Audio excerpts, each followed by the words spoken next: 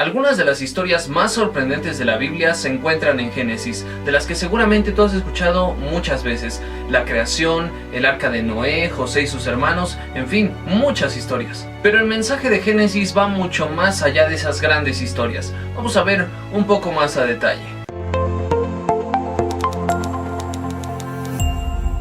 La palabra Génesis significa principio, y es justamente de esto lo que nos habla el libro.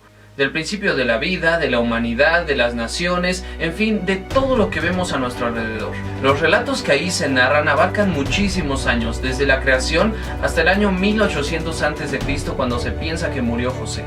Y este lapso de tiempo tan grande que abarca ha puesto a los estudiosos de la Biblia en duda sobre quién es el autor.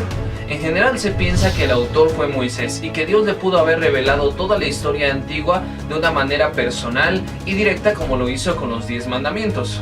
Sin embargo, se ha considerado la posibilidad de que el texto fuera ampliado con el paso del tiempo y que después fuera editado por una sola persona, lo que explicaría la armonía de los relatos. El libro se puede dividir en dos secciones. Primero, el origen del mundo, de la humanidad, de la cultura y de todas las cosas que conocemos. Y la segunda parte habla de los orígenes del pueblo escogido por Dios. Génesis se considera entre los libros de la ley y no entre los históricos. Esto porque está escrito para justificar los orígenes del mundo y del pueblo de Dios. Por lo tanto, el foco de atención es Dios como creador y su intención de conformar un pueblo de entre todos para a través de él bendecir a las naciones. Por eso es difícil que cubra todos los detalles de cómo fue la creación y así deje satisfechos a los científicos modernos. Aún así, esto no implica contradicciones ni incoherencias. Y como hemos visto en videos anteriores, hay valiosos argumentos para creer en la veracidad del relato de la creación. Al principio, Génesis nos narra la creación, la forma buena y perfecta en que Dios hizo cada cosa a detalle. Nos cuenta cómo puso a Adán y a Eva en el huerto del Edén para que lo cuidaran y vivieran ahí. No se sabe exactamente dónde estuvo el huerto del Edén.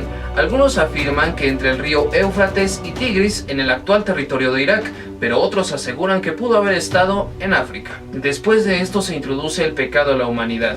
La serpiente engaña a Eva y ella y Adán deciden pecar contra Dios, quien tuvo que expulsarlos del huerto del Edén.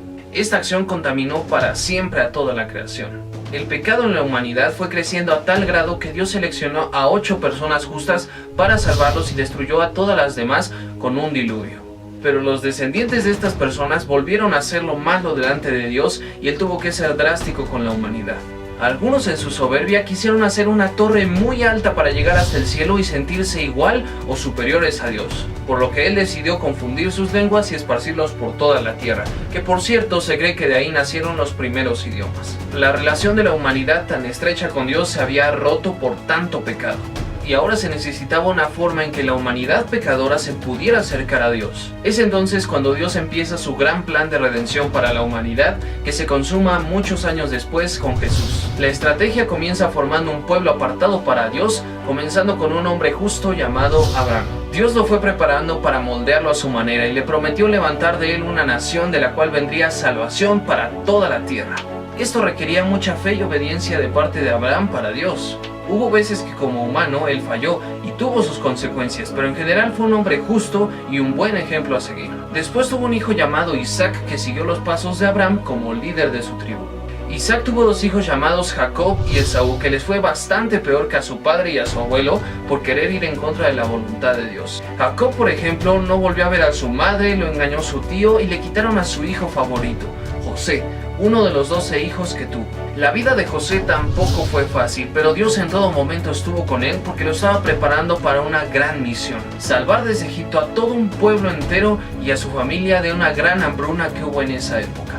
José llevó a sus hermanos, a su papá y a toda su familia a vivir en Egipto, en la tierra de Gosén, en donde se daría una historia de 430 años que veremos en el próximo video. Génesis nos deja ver los planes tan buenos que ha tenido Dios para la humanidad desde el principio, y las cosas que puede traer a la vida de una persona que decide escuchar y obedecer su voz. Pero también nos muestra las terribles consecuencias de ir en contra de la voluntad de Dios. ¿Y tú, qué camino quieres seguir?